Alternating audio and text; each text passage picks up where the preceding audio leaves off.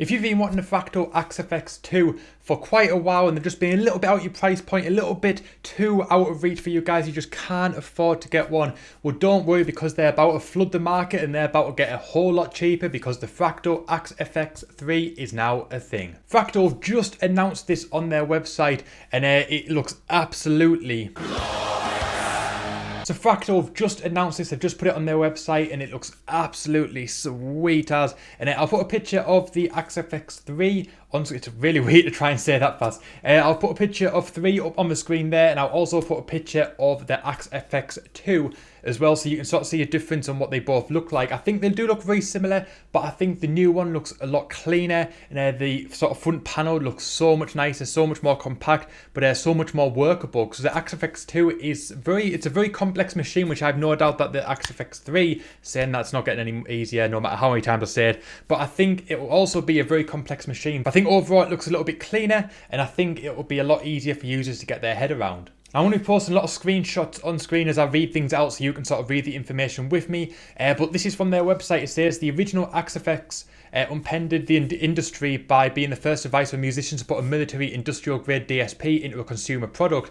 Leveraging the power of this DSP allowed detail and realism that no other product had previously achieved. The AxeFX II expanded on this concept by putting 2 of those same DSPs to work. Continuing the legacy of this philosophy, the AxeFX III harnesses the power of no fewer than 4 separate processors.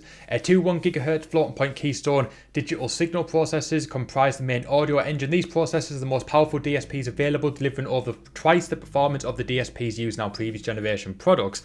To feed these advanced processors, we coupled 4 GB of blazing fast 1600 MHz DDR3 RAM, hundreds of megabytes of flash memory, proprietary FPGA, and a rich set of peripherals. The Sun and Color display is controlled by a dedicated graphics processor, while USB traffic and user interface tasks are handled by a 500 MHz 16-core microcontroller, providing smooth operation and robust USB performance. And if you take a look at this graph here, you can see that the AxeFX III is in the region of 2.5 times more powerful than the 2. The CPU performance for the AxeFX II is 8960, while the 3 is 21433. So a huge jump, especially taking into consideration something like the original AxeFX, where it's getting towards 7 times more powerful than the original AxeFX. And here's a few more bits of information as well. It's got information on the dynamic color display. It's a large 800 by 480 color display, features 30 times the resolution of the previous models. It's got a sleek front panel, which makes editing fast and easy with minimum keystrokes needed to access and edit parameters.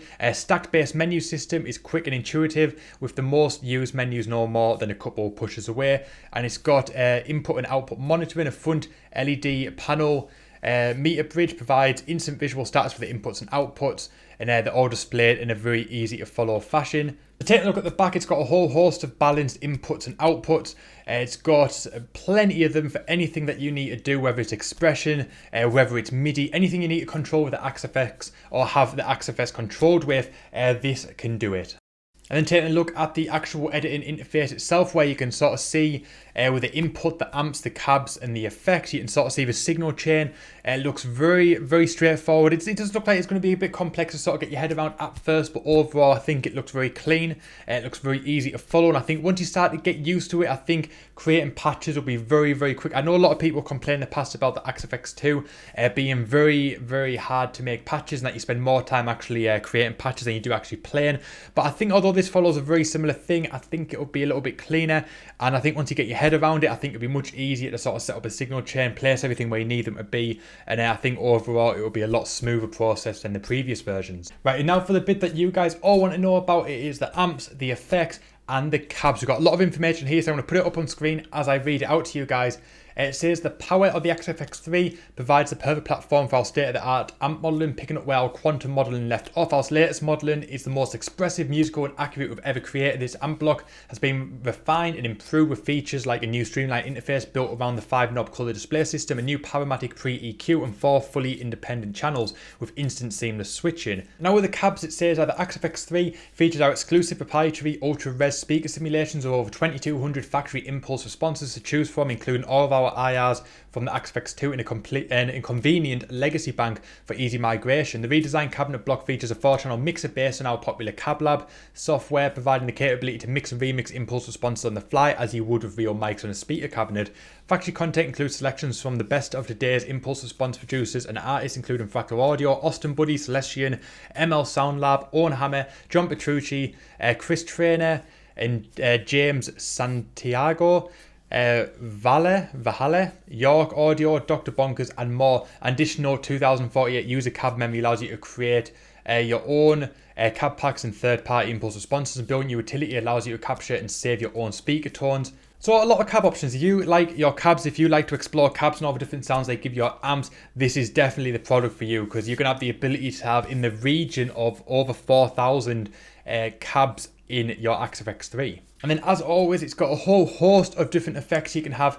You've got your chorus, your compressors, your delays, you've got your drives, you've got your enhancers, you've got your filters, you've got your flange, you've got your gates, you've got your EQ, your loopers, your multi-delays, your post-EQ, your phases, your reverbs, your rotary, your simps, your wah, anything you can think of, it is all in there too. As you can see, there's a picture on screen now showing you sort of all the different types of effects that you can use. And they've completely revamped the effects screen, so as you're dialing in your perfect effects, you can see everything that's happening on screen. You can see everything that the effect is doing. You can pretty much tweak it within an inch of its life to make it exactly how you want to do, and it's going to show you everything on screen, so you can tweak it, you can fine tune it exactly how it needs to be. The AxeFX also allows you to store 512 presets, so different amp models for all your effects, and that basically anything you come up with, it's got 512 presets for you to store them on. So if you're doing a gig, you're doing a tour, anything like that, you can have patches set in for each individual song, each little thing you need to do, whether you're sort of using a chorus and the bridge, anything like that, you've got enough presets on there that you can pretty much create your whole set.